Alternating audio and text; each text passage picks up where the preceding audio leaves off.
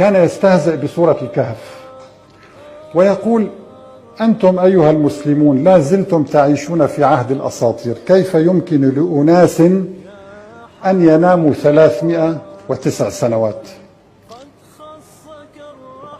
وسبحان الله، بدأت أبحث في هذه السورة العظيمة وقلت لابد أن أجد معجزة ترد على هذا الملحد.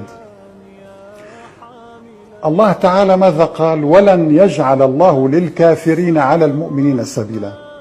فسبحان الله، كلما انتقد ملحد القرآن الكريم ظهرت معجزة جديدة.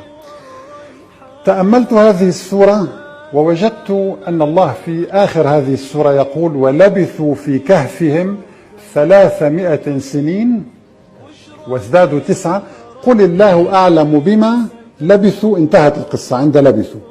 انتقل الحديث بعدها: له غيب السماوات والأرض إلى آخره، صفات الله تعالى.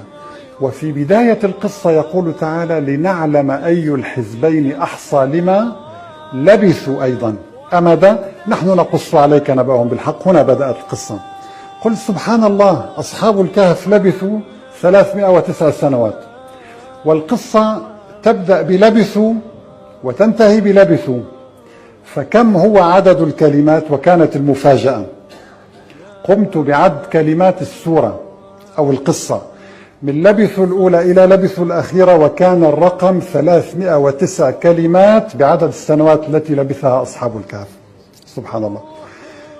وأثناء العد عندما وصلت لقوله تعالى: ولبثوا في كهفهم 300، كان رقم هذه الكلمة 300. سبحان الله.